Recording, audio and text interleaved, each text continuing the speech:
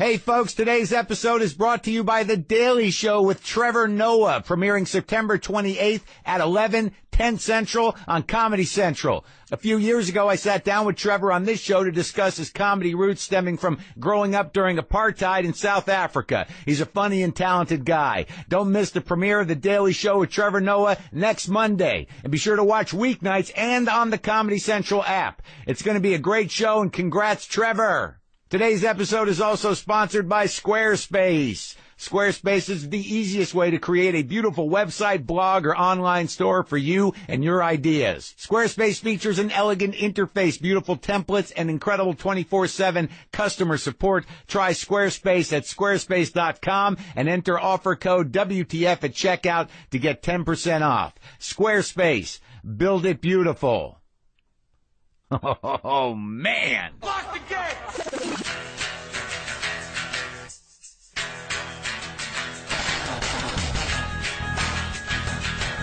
All right, let's do this. How are you, what the fuckers, what the fuck buddies, what the fuckadelics, what the fuckineers, what the fuckaholics? What's happening? This is Marc Maron. This is WTF, the podcast. Yes, Keith Richards is on the show. He's got a new album out, Cross-Eyed Heart, which is out now. It's a sweet record. It's closer to Talk is Cheap, which was a great solo record. There's a documentary, Keith Richards Under the Influence. It's now on Netflix that everyone's loving. I got to watch it. But I talked to him. I talked to Keith Richards. Okay, am I going to keep it together just even to do this intro? Oh, my God. This is a pretty big day. Might be the biggest day ever. I don't know. It was a pretty insane day for me when this episode was recorded. I can tell you that. Okay? I mean, I know some of you know that Keith Richards looms large in my psyche and in my heart, people. And I don't think I'm alone in that. Yeah, I know that there's people in my generation, maybe the generation before me and the one before that and the one after me, that Keith is just the guy. All right? He was just the guy. I mean, there are those of us who idolized and still do just that outlaw rock and roll image that he created and remains. I mean, I don't even know if I can explain it, but there was just something about Keith. And those who get it, get it. I mean, Keith was just like the personification of fuck you. And there was something about that with a guitar. He was just a big fuck you with a guitar. And I was compelled, man. I don't even know when it first happened to me. I mean, I knew the Stones, but in my mind, there's an issue of Guitar Player magazine with him. It's not even a particular good picture, with his eyes half closed, with that fucking Telecaster, that TV yellow Telecaster, just leaning into it. And I was like, God damn it, that's it.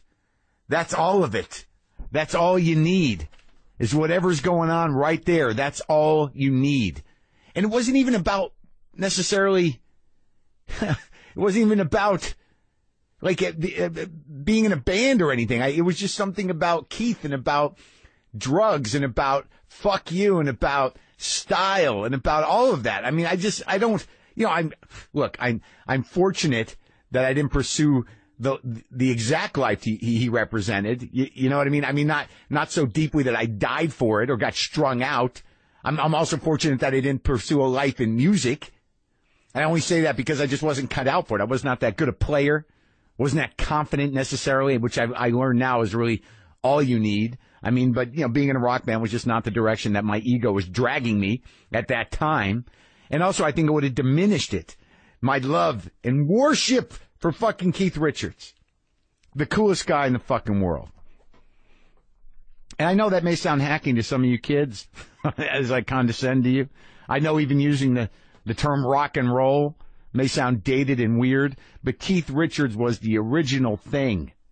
Mark Lehner, the writer once, I think he was in an article for Spin. I couldn't find it because I was looking for it. It said that Keith Richards moving across the stage was like the EKG of rock and roll. And I thought that was just fucking beautiful. I actually wrote to him to find out exactly what he said, but he had no recollection of it. But it's a weird thing with Keith because my relationship with him is ongoing. Because my love of a particular type of rock and roll came directly from Chuck Berry somehow, through my father and through listening to the American Graffiti soundtrack and my father's love of oldies. I was just captivated by Chuck Berry and by that original riff. You know, the riff.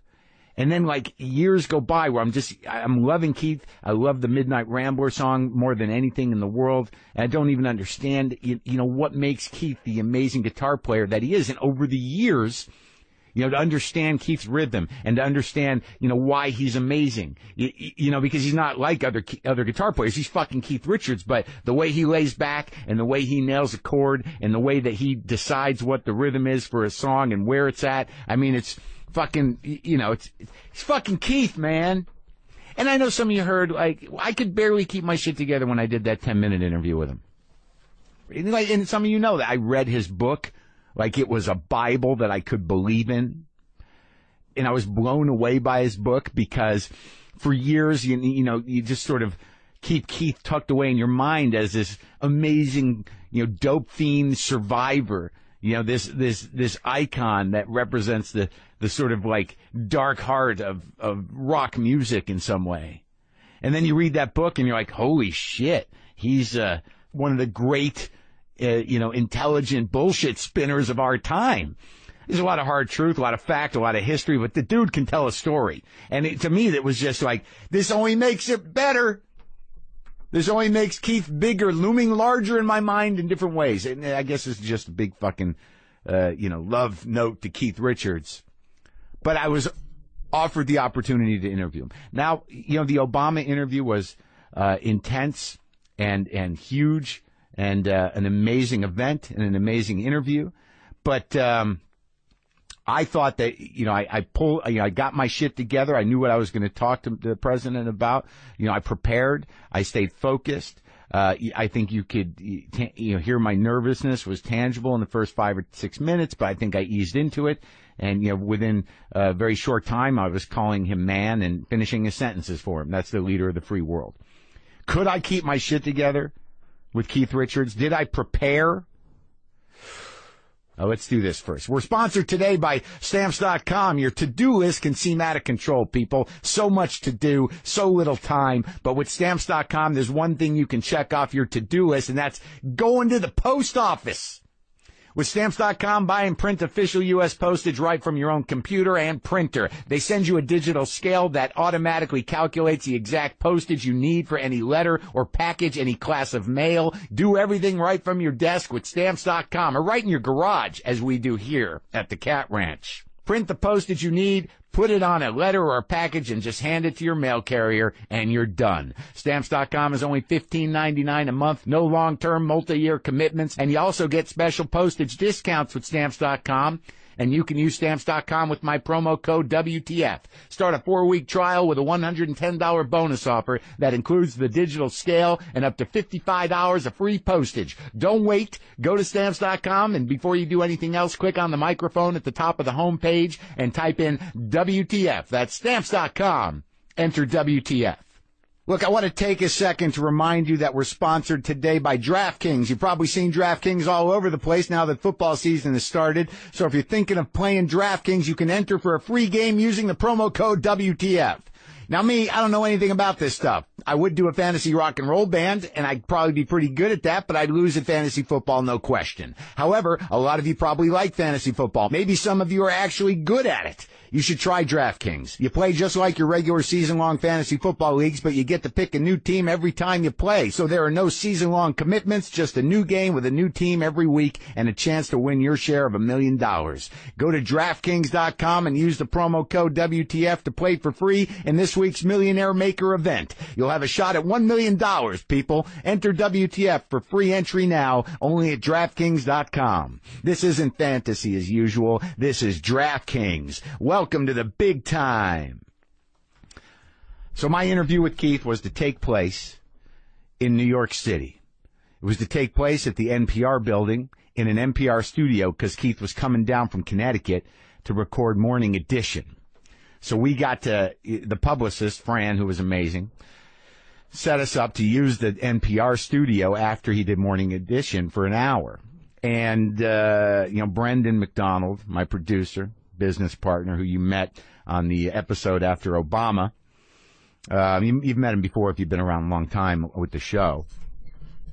You know, we go down there to NPR, and we get there on time, and we're informed. We sit down in a conference room with Fran and another person from her organization, the Publicity House.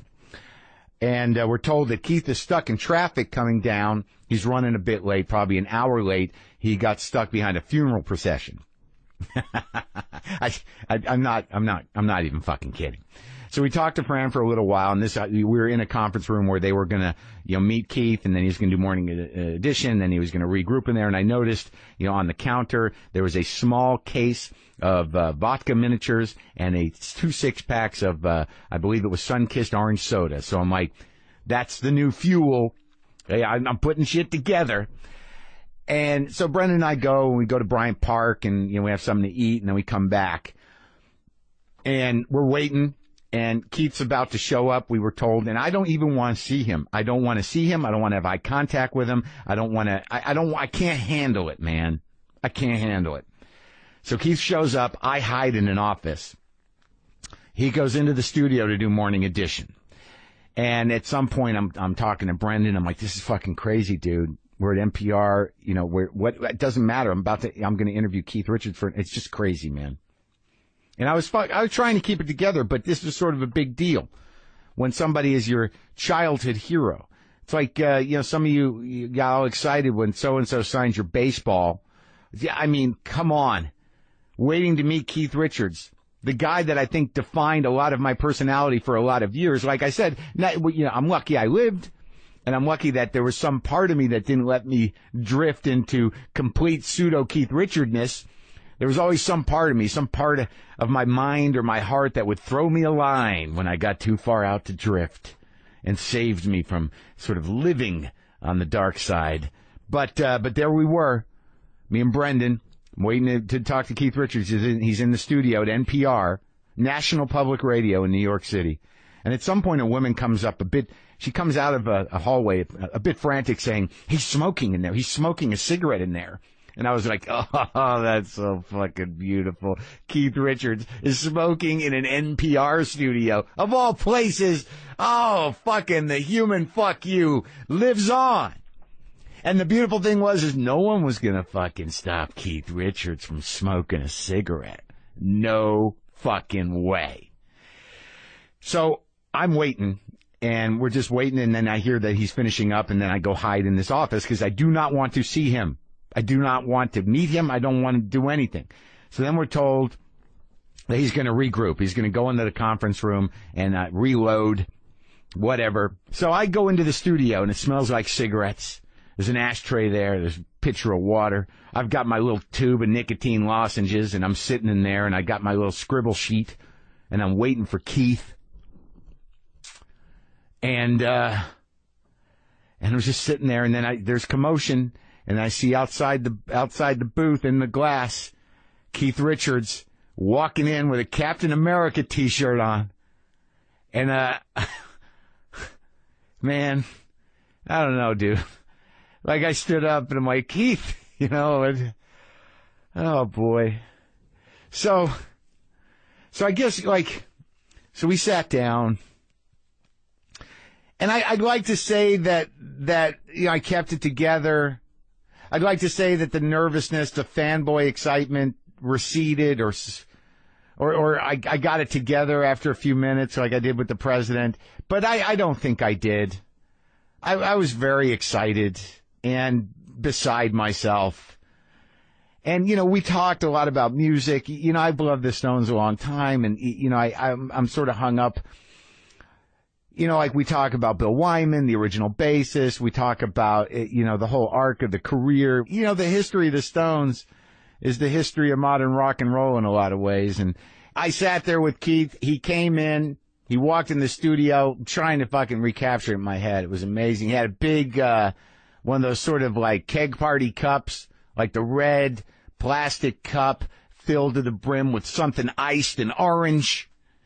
And he was chipper and present and a little loopy, but it was I would have taken Keith any way it happened. But he was fun. we had a good time, and there's something that happened after we hung out. It was because we were doing pictures, and he put his arm around me, and he gave me a hug, and he said, "You're a fun one."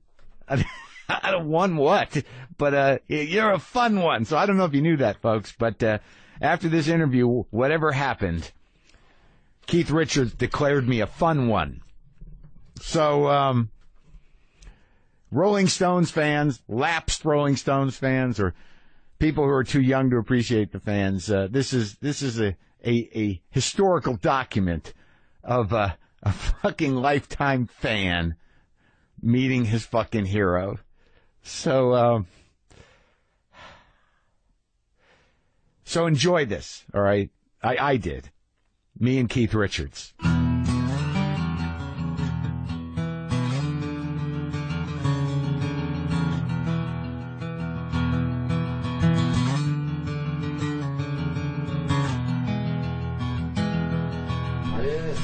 Hey, man.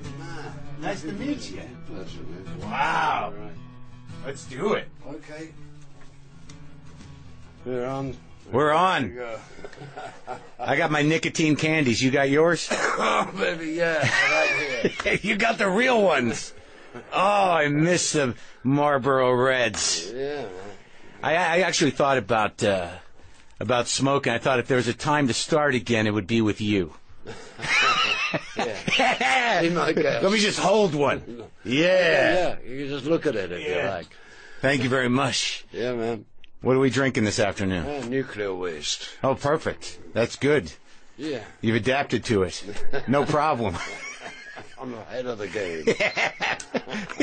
I figured you'd drink nuclear waste. You have to, right? Just to keep going? No, just to talk to you. I'm dying to figure out whether I'm going to light this fucking cigarette. You know, it's interesting. I don't know. Let's see if you can hold out. Okay, I'll try. It's been about a decade, but I think I talked to you briefly on the phone. I don't know if you remember. I'd like to think you would remember. We talked. I told you that I started smoking because of you. I started drinking because of you. Oh, you're the one. I'm the one. Good one. That's good. But it was funny because I remember reading an interview with you, and they asked you what kind of cigarettes you smoke, and you said, well, Newport, sometimes Marlboro Reds. So I was about 14. I went out and got a pack of both and just played it out, see what stuck. Yeah, I don't know where they got the Newports from. You never said it. You never tried it. Marlboro Reds, yeah. Yeah, right. Well, whatever. I was walking around with both in high school trying to figure out how to be Keith Richards. Oh man. Yeah, it was a rough few years. But I was in school trying to figure out how to be Keith Richards too. Strange, isn't it? You figured it out. Well, you're like, I interviewed the president a few weeks ago, and I'm actually a little more frazzled about this because presidents come and go, but you're Keith Richards. You remain forever. Yeah, that's sort of one of the blessings. You're like royalty, man. Oh, I don't know about that. I've no crown. Yeah? Are you sure? I think you do. I think you do. Well, this is like I'll get through the nerves in a minute, but it's a big deal to meet you because you're a big idol of mine. Now, when you started playing and you guys started to, sort of come into your own, do you remember the first idol of yours that you met? Oh, Little Richard. Really? Yeah. And Bo Diddley. Really? Yeah, because we were thrown onto this tour. I mean, before that we'd been working clubs, I mean, suddenly we had a record and and we were thrown on this tour with Little Richard, Bo Diddley and the Everly Brothers. And so I suddenly met half of my childhood mentors and all in one, and I'm working with them too, which was an amazing education. I mean, that's a university for me. Did you talk to Bo? Did you ask him questions? Yeah, we were on the road for like 3 or 4 weeks. Really? Yeah. I used to take care of Jerome Green, was his maracas player. And Jerome was a great lush. Yeah. And it was my job to get him out of the pub, to get him on stage. It's funny, I think those roles changed later in life. I was willingly happy to do it, because Jerome was a loose cannon, and, somebody had to do it. Right. So we ended up becoming great buddies, and Bo. Little Richard was amazing to watch. Yeah. His stagecraft, let alone his music. I mean, he had an English band with him, which they weren't bad. A pickup band? Yeah, basically. But they were pretty good. But I mean, I'd have wished he had his own band with him. But at the same time, man, the way he would, you never knew where he was going to appear from. Right. I mean, he'd let that band play Lucille at the Riff. Right. For like 5 minutes, non-stop. Right. In total darkness, And then he'd turn up in the back of the auditorium, with the spotlight on him and walk through the crowd. Yeah, and then walk through. And I thought, wow, the way you can work a room, and I'm learning things. Right. You almost been learning things. Just sort of like, and the Everly Brothers, I mean, it's so meticulously beautiful. Those harmonies, right? Wow. Yeah. And you were with him for like 3 weeks. You did that tour? Yeah, 63. Yeah. So that was before England's Newest Hitmakers, or around the same time? It had just come out about the same time. Yeah. When was the last time you listened to that record?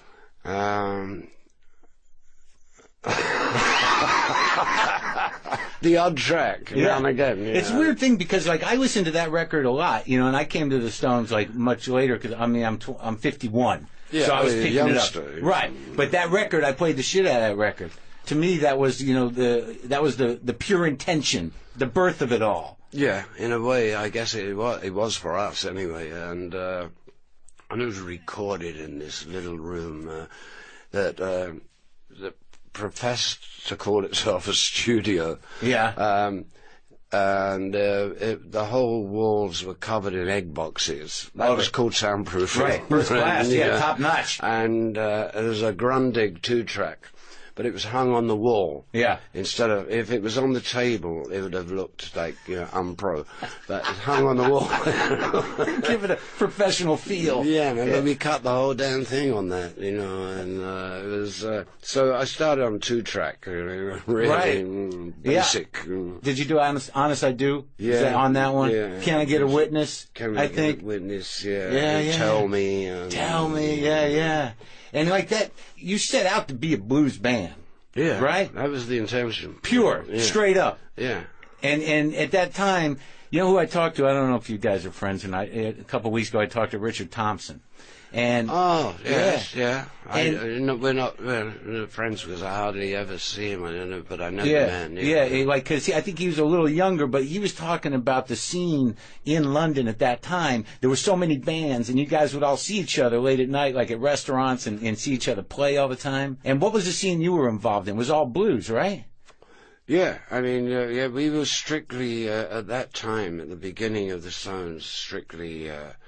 We were almost Jesuits. Well, let's say missionary. But no, our whole aim was to turn London on to rhythm and blues on the blues. And right. That was like the scope for the whole universe would be. Right. That and to have 3 or 4 or 5 gigs a week, and. And that would be, that's it. Who were your guys early on? Who were the dudes that you were the most trying to emulate on the guitar? Like before Chuck, the straight up blues dudes. Right, T-Bone Walker. Oh yeah. And Muddy Waters, for his simplicity, Buddy guy. Yeah.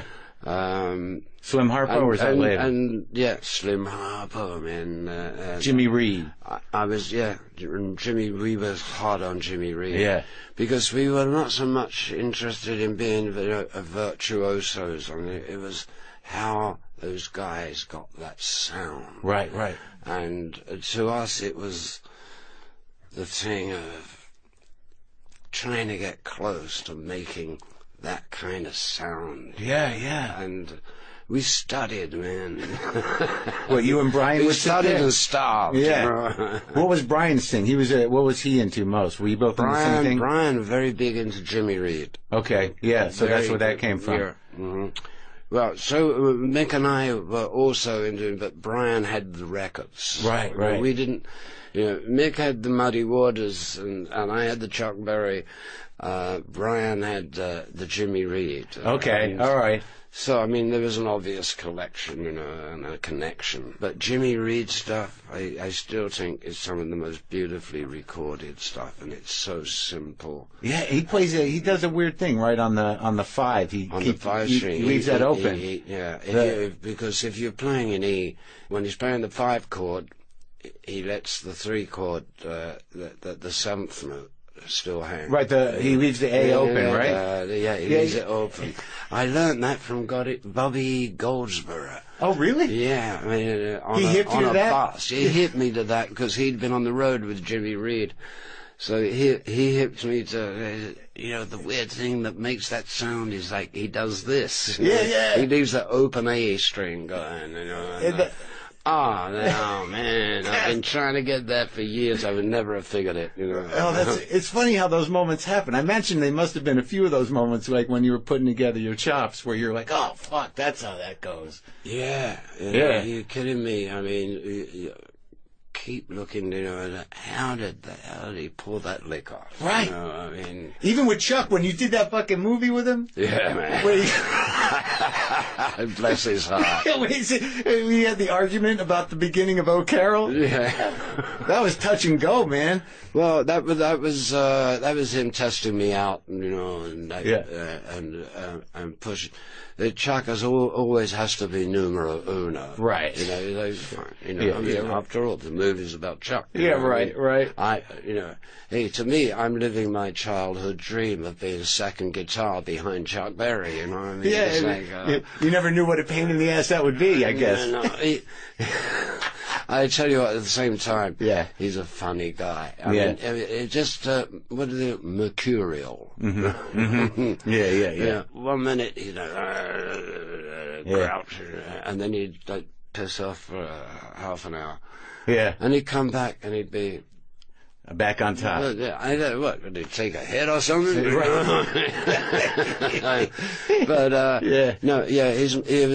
He's a great mood changer, but incredible to work with. And I think my best feat out of that was when I said to Chuck Berry that Johnny Johnson stood around because Ian Stewart, who had just died that year, who was the Stones piano player. From the beginning. From the beginning. I mean, actually, I consider the Stones to be Ian's band. Really? Yeah. He put it together. Really? He pulled us together. Without him, we wouldn't have coagulated. Uh-huh. And he only got pushed. He stopped being in the main lineup because what happened? Oh well, he wasn't good looking enough, and it was like they thought 6 was too many. Okay. Stu, having the largest heart in the world, said, "Yeah, I understand that. That's cool." But we recorded. It was still his band. And he became our roadie, our manager, road manager, and everything. Take care of everything. So I think that Ian Stewart considered us his baby, and I consider him my dad. Oh, that's sweet. But so your relationship with Ian sort of made you reach out and find Johnny. Yeah, because the last thing that Ian Stewart ever told me is, and this was just before he died, he said, "Don't forget, Keith, that Johnny Johnson is alive and playing in St. Louis." Right? Ian said that to you? Yeah. And within a year, I'm working with Chuck Berry, and I was saying, you know, in my mind, I'm saying to myself, well, without Johnny Johnson, it's never going to be the same. So I say to Chuck, "Hey, Chuck, Johnny around?" Yeah. Then Chuck comes with a very deadpan, he's in town. Any chance of getting him together on this thing? I'll give him a call. Yeah. And the next day there was Johnny, and then I realized I had the band, the stuff. Yeah. And I realized I had the stuff that had actually made Chuck's records. And sounds so good. Yeah. And that he literally learned how to play those licks from Johnny's piano playing. Yeah. That Johnny was first. Yeah, actually, yeah. And it's weird when I watch that movie, because I've been a fan of yours my whole life, but I'm not sure I necessarily understood, you know, how complicated the rhythm of Chuck Berry is, and how you deconstructed that to get your shit. Yeah, it's a variation on the theme, but Chuck and I basically play the same. It's basically the roll. Right. You know, it's syncopation. Right. And for that you need a drummer that you can totally rely on, you know. Yeah. And which is, unfortunately for Chuck, once he'd used pickup bands went away. Yeah, because he couldn't rely on the drummer, Right. and they were just bands he'd never met, you know. Right. Which is unfortunate in that respect. But because there's a bounce to it. But I've no doubt Chuck walked out with the money. In a briefcase. Yeah. In a Cadillac. I know that briefcase. But that's it. That's a bounce. There's a bounce, right? It's a cut against the beat, you know. Right. But the drummer has to be right on. Yeah. For you to be able to like chop the beat around and move it and make it roll. Yeah. That's the roll in the rock. You know? And and that's Charlie. Yeah, solid. Can I count on that man or what? You know, yeah, fantastic. Yeah, you know, I imagine you know, but yeah, I think what was it, Abco reissued a few of the old ones. Yeah, they reissued "Get Your Yayas Out," right? So I used to listen to that shit in high school, right? And I put on the reissue, and I had this moment in my living room where I'm like, "Holy fuck!" Bill and Charlie are holding this whole thing together right now. Yeah. Hey, nothing like a good rhythm section. Like, until I heard that remaster and the way you guys were all fitting together, I was like, Jesus, man, that's so solid. But I don't know why. I think in the live situation, I think Mick even said something about it, that they were nailing it that night. Do you have memories of those nights in particular that you recorded? And you know, when you're on stage, no, quite honestly, no, because I'm not thinking about we're being recorded or filmed, which is even worse, because people get aware of the cameras and they start to tighten up. You know, no tightening up. I try and forget all about what's going on around me. Yeah. Just do the gig. Yeah. Yeah, I saw you in San Diego, I went. Just now, the first night of the tour. Yeah. It got better and better, too, and that was a good show. It was a good show. It was a great show. I was nervous. I was nervous for you. I don't know what the hell's wrong with you. I love you. I hadn't been to see you in a long time. I saw you guys in '81 at Madison Square Garden when, I guess it was probably the Tattoo You tour, and Screamin' Jay Hawkins opened for some reason. Oh, yeah. Yeah, I think James Brown was supposed to. And then something happened. I don't know what happened, but probably didn't like Screamin' Jay. Yeah, I don't know, but it was just weird. The Screamin' Jay comes out with the voodoo stick. I don't even think he had a fucking band with him. It was like everyone in Madison Square Garden's like, "What's happening?" And then you guys came out, and I didn't go see you because I don't know, it was strange for me when Bill left. Was it strange for you? Absolutely, I was furious. I sent out the hitman.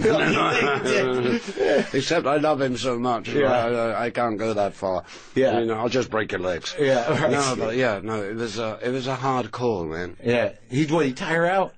Yeah. And also he developed this fear of flying. Oh, really? So he was like driving to every gig, which is like, sometimes they were so far, but right. And eventually he decided, it was his decision. Yeah. To call it the day, and I said, "You kidding me, man? What are you gonna do, right? You were in the RAF in 1956. Yeah, right. Schlepping around in Germany. Yeah. And he was adamant, and he made his decision, and maybe it was right for him. Right. And all I can say is that, I get Darryl Jones. Yeah. He was great. It was great. It was the first time I'd seen you guys in a long time. And like I said, I was nervous because I hadn't seen you in 35 years. And man, you sounded great. And I mean, there was moments there where, we've improved over time. Yeah, you've gotten good. I think you're really tight right. You're good right now. I'm going to take it up. Yeah.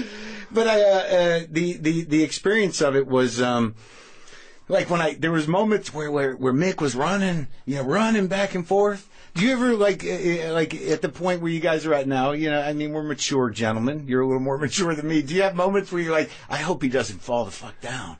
Oh no, I never worry about. No, Mick is so nimble, man, and It's crazy. Yeah, I mean, Charlie and I always watch Mick in case when you get out there, in the audience that you're not hearing the beat, the same as it actually is. But we're actually experts. He's crossed the beat. Okay, and we can change the Mick. Yeah. We're like a safety net under Mick. He doesn't realise it probably, but I mean, Charlie and I always say, "Well, okay, we got it. We got him. We can actually do that." Yeah, that's hilarious. Yeah, well, that's what the job of a band is, to like support the front man. Yeah. And now, when you got because when we talked before, you talk a lot about the band and your band and the band, but I have to assume that when you guys started out, at the beginning, you were just a bunch of buddies, right? Yeah, and it just evolved into this brought thing together by the music, right? Who was the guy that you guys used to play with or play at his club when you started? Was it Alex Corner? Is that who it was? Yeah, Alexis Corner. Alexis Corner. Yeah. That was the Ealing Club. Yeah. And he was like a blues impresario. Yeah, he at the time probably had the blues nailed down in London. Right. If you wanted to hear blues, you had to see Alexis. He's the only guy playing it basically. Right. And also he had Cyril Davis, who was a great harp player, with him, and they were good. Alexis wasn't particularly, that good. I remember Alexis one night invited us, Mick and me, up to do a number. Yeah. And Mick and I said, no, we're going to do Roll Over Beethoven. Yeah. Alexis immediately, he used to use a thumb pick. Okay, yeah. He cut his strings and said, I'll leave it to you. And you just took it? Yeah, he didn't want to play that rock and roll. Oh, really? So he's a real purist? Well, kind of. Yeah. But also, he appreciated rock and roll and everything, but I mean, he knew that he couldn't. He wouldn't be an addition. Right. I'm gonna bow out on this one. Well, on the new record, I listened to it like a couple of times. Cross-Eyed Heart's the name of the record, right? Yeah. So the first song, like I noticed, you're going way back for that. I mean, that's pre Jimmy Reed, that's pre Muddy Waters, Robert Johnson. That's Robert Johnson. Because I noticed, it's a tip of the hat to Robert Johnson. It's like Hellhounds on My Trail almost, man. It's like it's just a piece. Yeah. Like you can hear you breathing. You can hear every squeak of your fingers and every pick. It's all very raw and organic. And then you're just sort of like, that's all I got. that's the riff. And no, it's not even. It's like it's almost like a blues meditation. Yeah. You know what I mean? I thought that would be when we got all the tracks together. If we're going to put that blues in, it might as well be the starter. And then it's like when people walk into movies and they say the overture. Yeah. There's sort of a subtle overture, and then you bookended it with "Good Night, Irene," another blues, different style, more of a folk blues, but on both sides you got Lead Belly. Yeah, you got Lead Belly and Robert just holding it all in. Yeah, I wanted to do a kind of classic American folk songs. Right. And the weird thing that happened is that Tom Waits had sent me a big book on Lead Belly, and it had just arrived, and I just put it on the table. Yeah. And at the same time, and a few hours later, in walks my guitar man, Pierre de Beauport. How long you been with that guy? A million years, right? Pierre, since early 90s, 91. Yeah. And that, brilliant guitar. I mean, I'm lost without him. Yeah. I mean, he decides which guitar I'm going to play on songs. That's how much I trust him.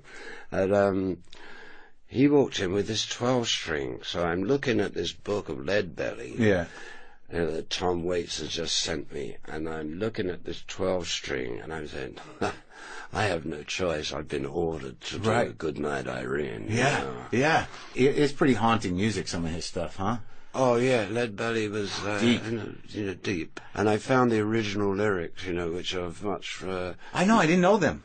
Yeah, they're much raunchier than because then it became, you get the black and white minstrels singing it. I mean, and it became like a an American folk song, maybe, Right, yeah. People would waltz to it and stuff. No, but it was kind of a dirty song. The real show. Yeah. So what, like, you got a guitar guy, this guy Pierre, but like you're pretty committed to like a handful of guitars, right? There's 4 or 5 that you play pretty much all the time. Yeah, pretty much. When it comes down to work, yeah. And I was trying to figure it out on stage because I bought a telly because of you way back when.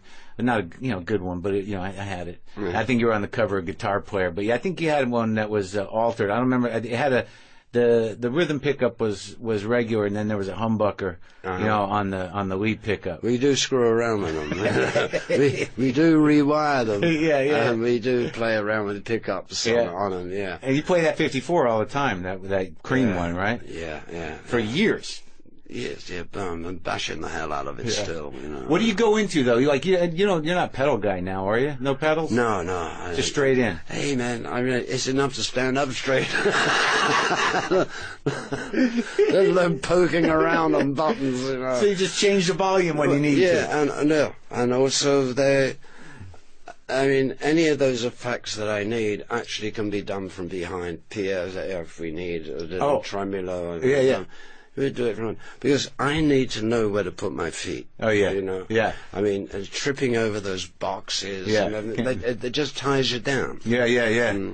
Now, what made you decide? Because when I talked to you before, you guys were maybe going to do Sticky Fingers. You're going to run all 3, but that died in one night, and the recording of it sounded great.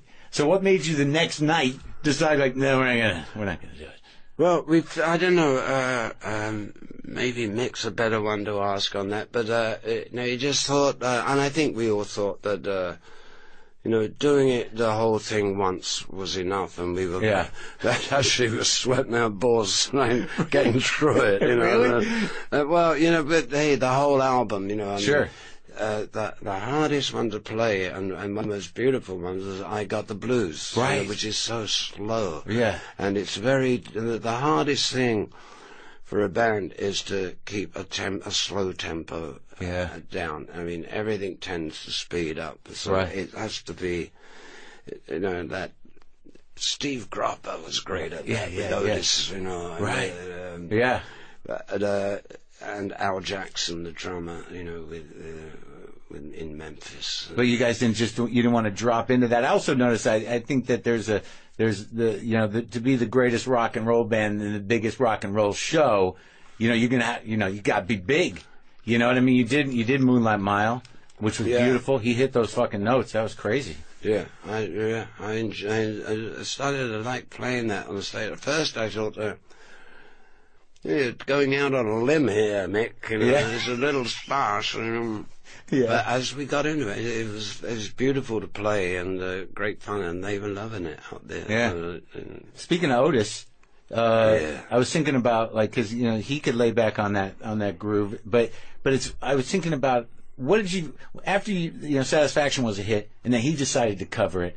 That must have been a big fucking day. Yeah, that was put another crown on, baby. Yeah, right? I mean, for one of our songs to be covered by one of the greatest R&B singers of all time, it was, let's die and go to heaven, or wherever. I know, because that was basically the cream on the whole thing. And then Aretha did it, and, and then we were like in double heaven. Yeah. But, no, it was great to get that respect and that respond and reciprocation back from, hey, after all, we play black music, right? And we're white as white can be.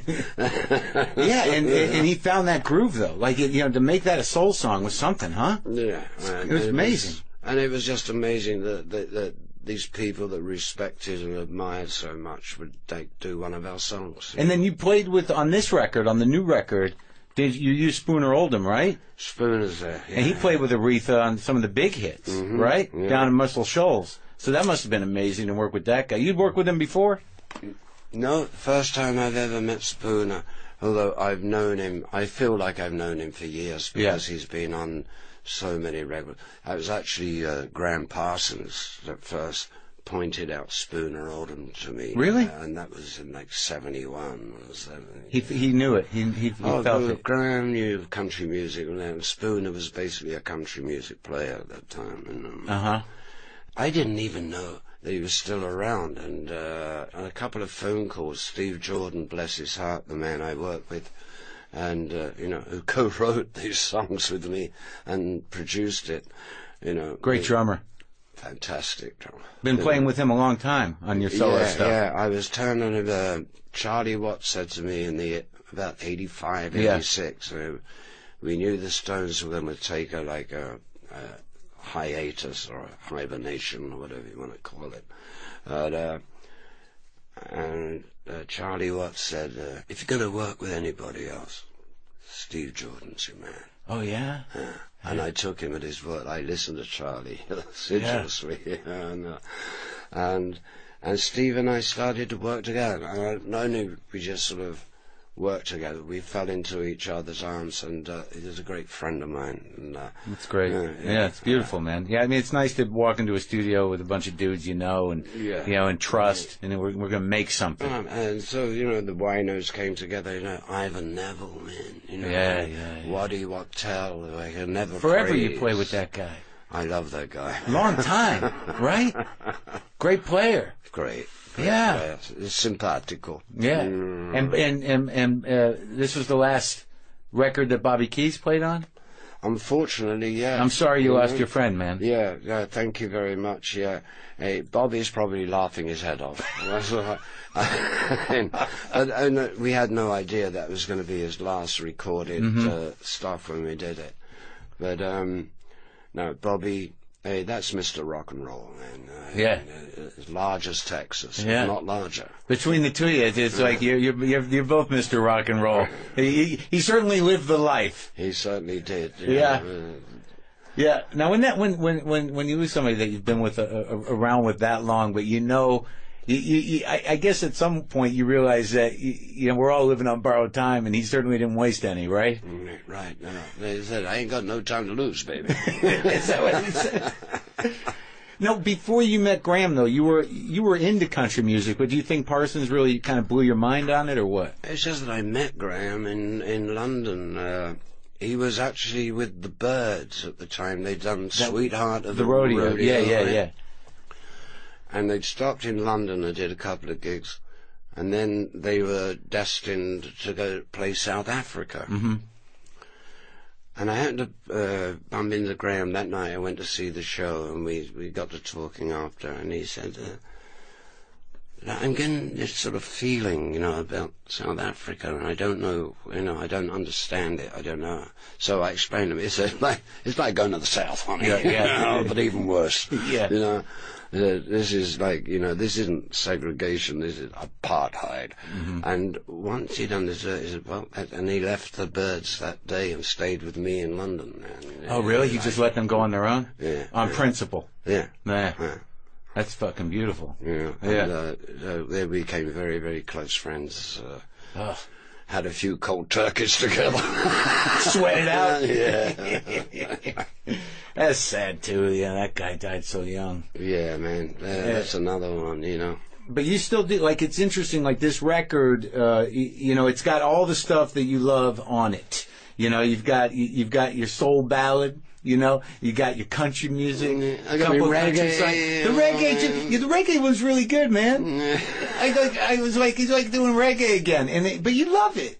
I've always loved it. I've lived in Jamaica for many years. Yeah. You don't got that place anymore? Oh, yeah. You still have it? Oh. Yeah. But at the time you got it, though, didn't you have to get it? You couldn't come home, right? I burnt the passport, actually. Yeah. Because someone sent me that box set that you did with those guys in the cave or something. What was that? The Wingless Angels. Yeah, man. The Rastafarian. Those recordings are crazy, man. Yeah. It's just like hours of I'm like, oh, there's Keith. I can hear a little Keith there, I was just backing up. Right, yeah. I was letting the guys have their wild thing, man. And luckily, because nearly all of them have passed away since. Oh yeah, it's a nice box. That box. Yeah, it's a great, it was a great experience, and it was sort of, just to capture some of the last moments of this particular part of Jamaican culture. Yeah. And I managed to do it. Yeah. And they loved it. We had great fun. I mean, you couldn't have funnier sessions in your life. Yeah, yeah. That lot. Lot of weed. What do you want? A rum and milk. Yeah. So in terms of being at the age you're at now, and then sort of the type of songwriting you're doing, because there's a couple of songs on here like on the new record, like Amnesia and Nothing on Me, like where I felt were sort of like celebrations of being still alive in a way. You know what I mean? In a way, I guess everything is. Yeah. I mean, Nothing on Me is. It basically was about being busted. Right. Yeah. And it wasn't until after listening to the whole record that I realised that the cops crop up a lot in this record, on Rob Bland. Yeah. Oh, that's right. Yeah. Well, you made it. You're not wanted anymore. You're good, right? Yeah. And there's no warrants out. But I know. You're set. You're solid. Yeah. Well, let's talk about guitar players for a minute, because all right. So you lost Brian.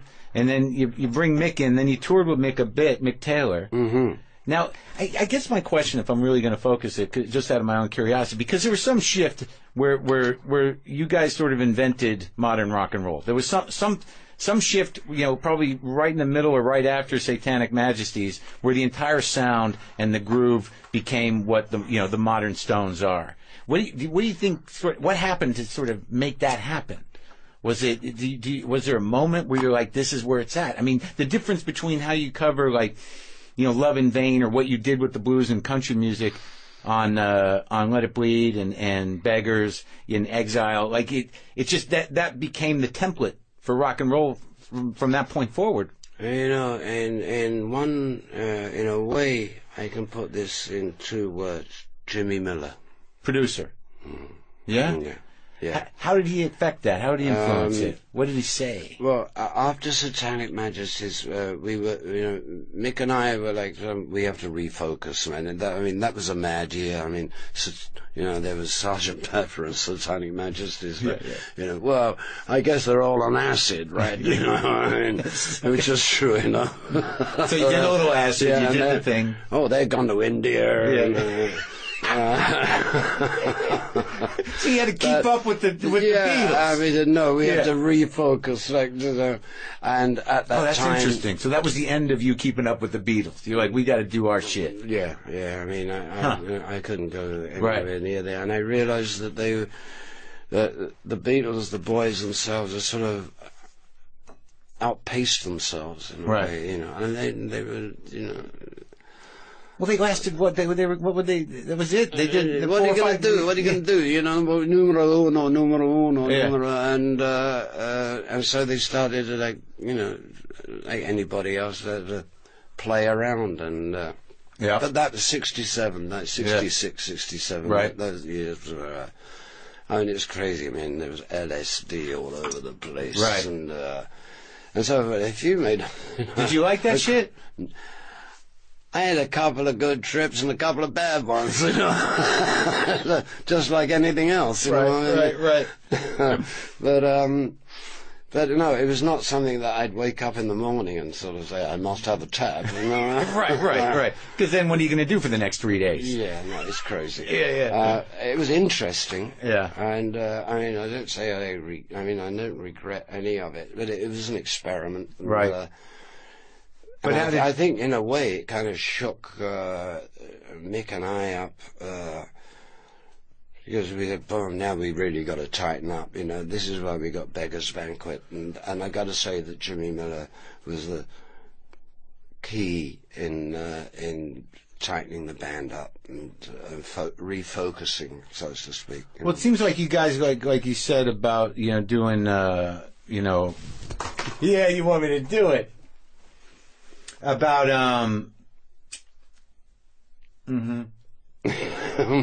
smoking that first cigarette in 10 years with Keith Richards. I don't know why I wouldn't do that. Thanks, man. I'm a bad influence, man. Not you, Keith. That sounds so. Not you. You're not a bad influence. So, but in terms of because when you talk about it, you know, I got the blues, you know, and that laid back thing. I mean, somebody, you know, relaxed the band, and if it was Jimmy Miller, how did he do that necessarily? You know what I mean? Get you into that groove, because your sound is pretty different from Aftermath to fucking Beggars. Yeah, it was. I think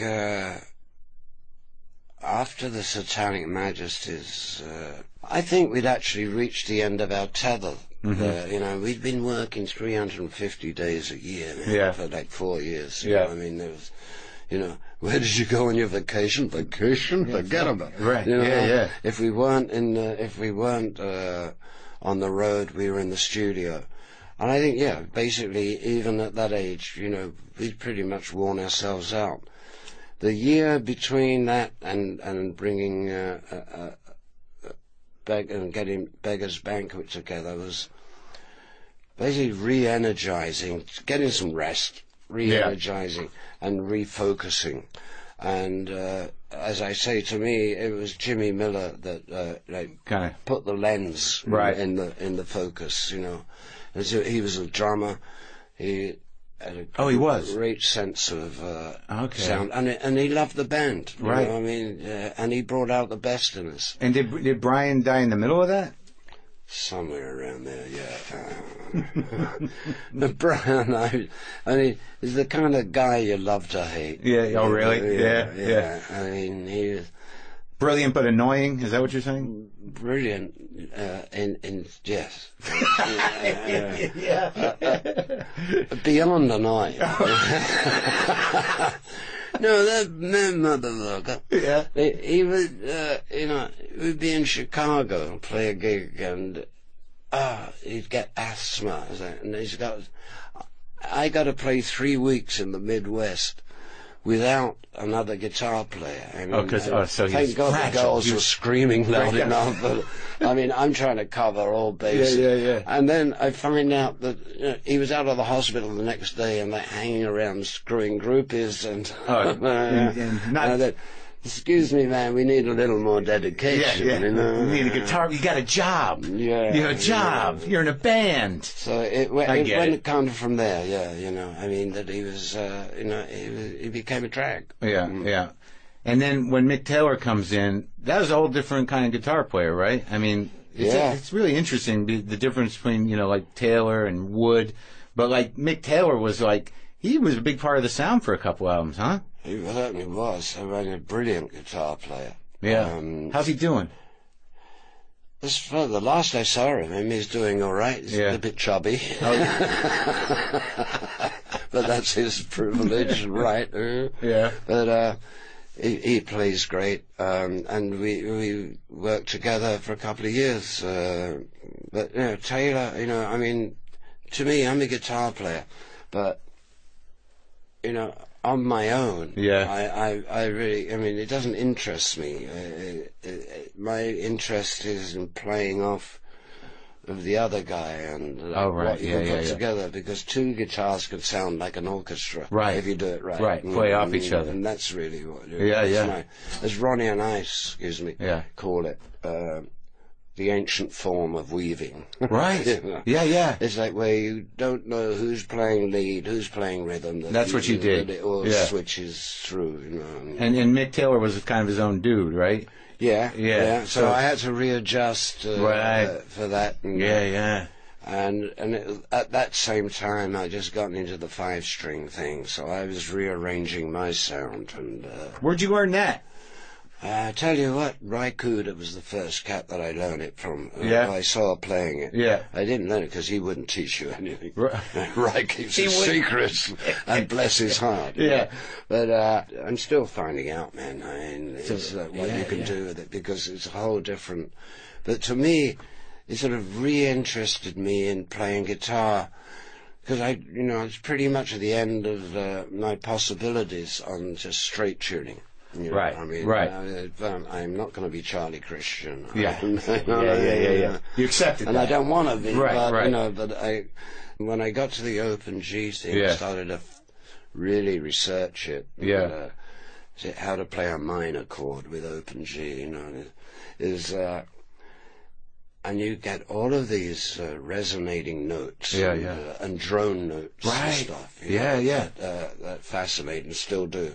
So. Well, that's the genius of Keith right there. It's funny.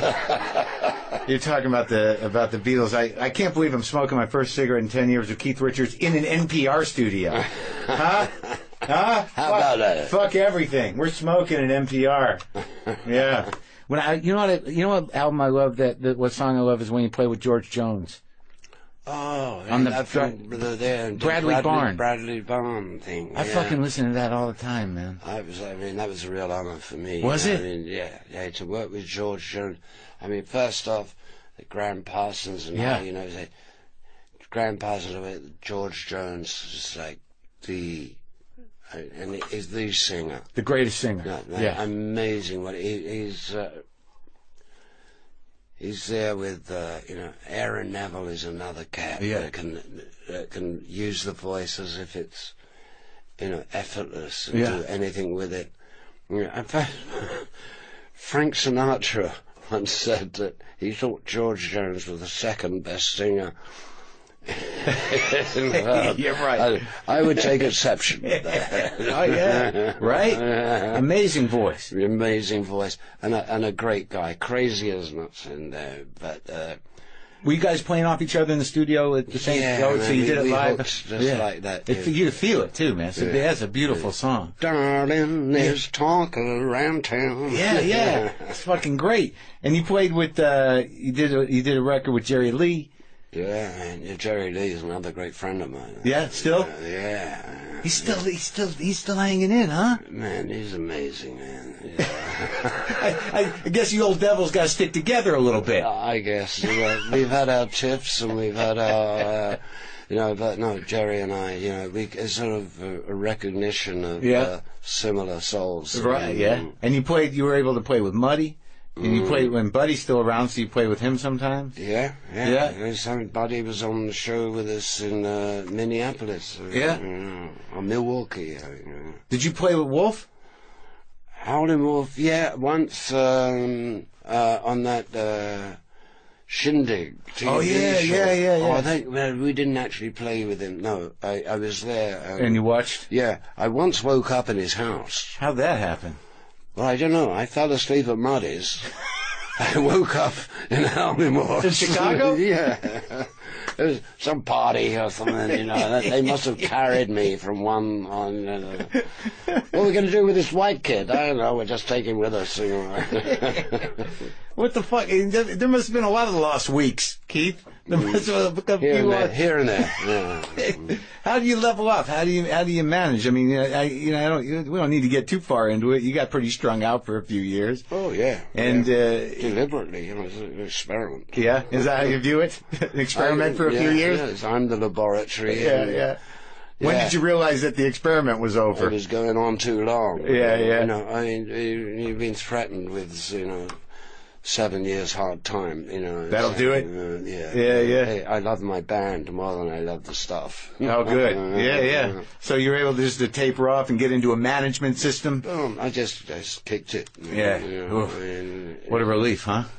Yeah, in a way. I got sick of dealers and junkies, because that's, you end up in that stuff, and you realize that the only people you're talking to are they strung out cats? That's right. You're in a hotel room full of people you don't know who are waiting for the man and all that.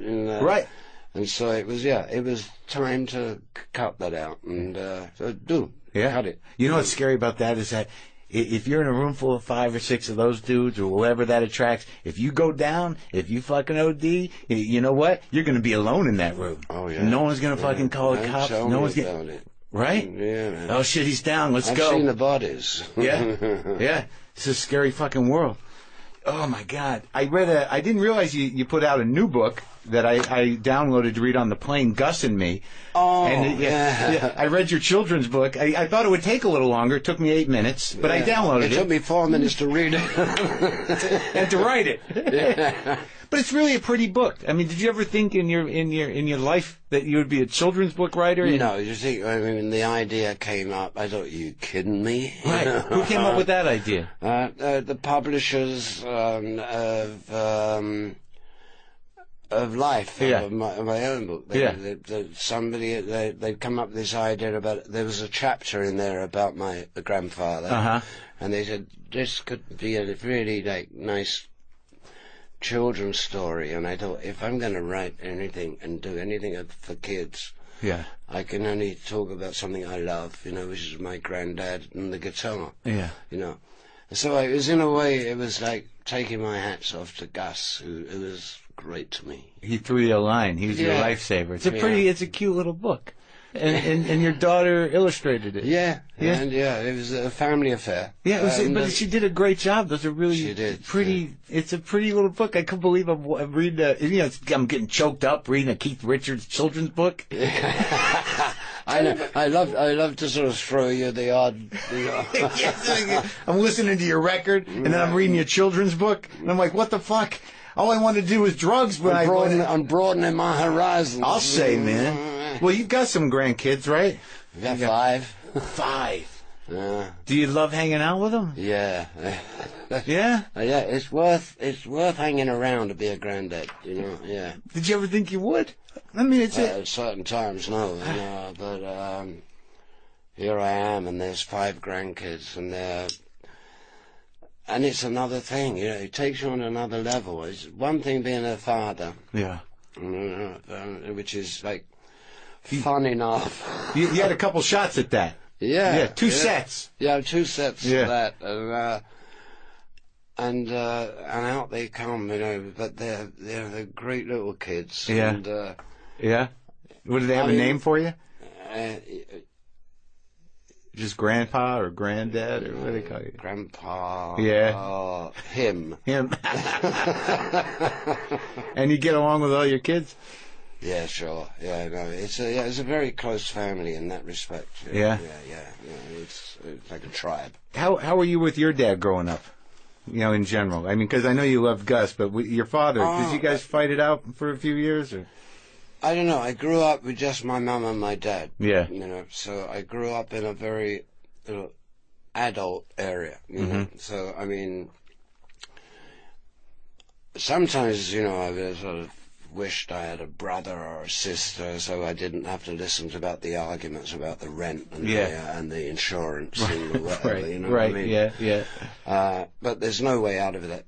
So you sort of grow up in an adult household, whether you like it or not. Yeah. And they treat you like a kid, and at the same time, you know they have problems, and but not between themselves, but just like day-to-day living. I mean, my dad worked. He worked his life for General Electric, making tubes. Right. So of all things. Of all things, yeah. And this I'll get around to in a minute. So I leave home 17, like the bird leaves the nest, and within a year, my mum and my dad had split up. I think I was the only reason to stay around, but so suddenly I'm making some bread. So immediately I thought, take care of mum. Yeah. My dad, whatever, for 20 years, no contact whatsoever. Really? Yeah, and in 82, I think 81 or 82, I just sent a note and said, see if you can get this through to my dad. Why haven't we seen each other for so long? So my dad comes down to my house, I send him, and I'd taken Ronnie Wood with me because I wanted protection. So meet my dad after 20 years, I was scared shitless. Really? Yeah, in a way, I mean, I needed some kind of support. Yeah. And out comes me dad, 20 years old, a little old bloke, grey, and we snapped to straight away, I mean, we just, got on, and I had more fun with him for the next 20 years. I showed him the world, You know, said, get on this plane, come on, and then he's got Brooke Shields sitting on his lap, and yeah. And I gave him the whole world he hadn't seen, and for the last 20 years of his life, we were like, we played dominoes endlessly, you know, with a load of other guys, you know, and he liked his rum. Yeah, there you go. But he could drink us all under the table. Man. Oh yeah? It was amazing, you know. That's beautiful, man. And your mom? Bless her heart, yes, always saw her. And the funny thing about my mum is that she knows she's going, and I went to the hospital, you know, the clinic. When was this? It was 2002, I think. And so I brought a guitar with me, and I was sitting on the end of the bed, and she said, Keith, this morphine's not bad, is it? You're 93 at last. Now you get it. Yeah. Oh, that's fucking beautiful. So the new record's great, man, and Cool, man. Love everything you do. And now, I guess, like, to finish up, like, when you look back, not so much about regrets, but is there anything you're still pissed off about? Is there anything stuck in your craw about the way things went down?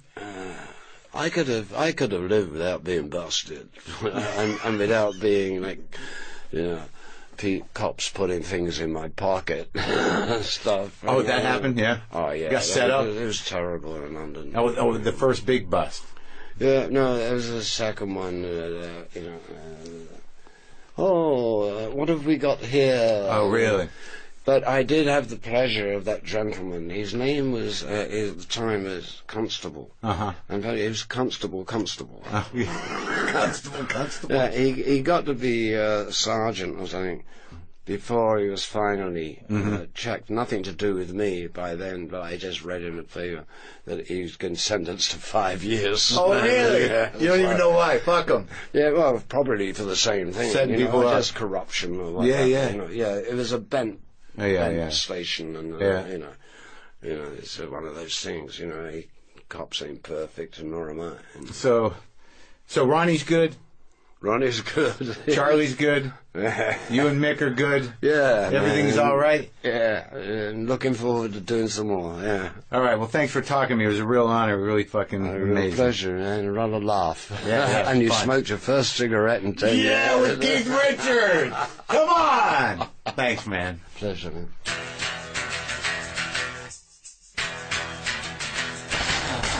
Okay, that was it. That was me and Keith. That was crazy. I got choked up.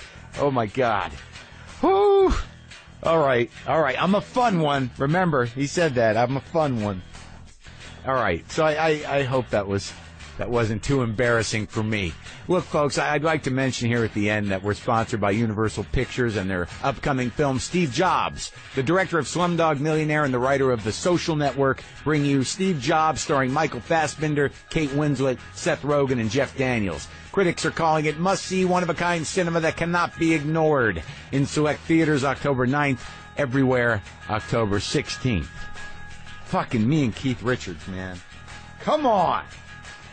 I got to play a Telecaster now. You can go to WTFpod.com for all your WTF pod needs. Get a little justcoffee.coop. I get a little back on the back end there on the WTF blend. They've been with us since the beginning. What else? Yeah, get on the mailing list. Check the schedule. I'll be in Australia in October. Man, you guys. You heard it. I talked to Keith Richards. I can't fucking believe it. Now what do I do? That's it. People ask me, what are you going to do after Obama? What am I going to do after Keith Richards?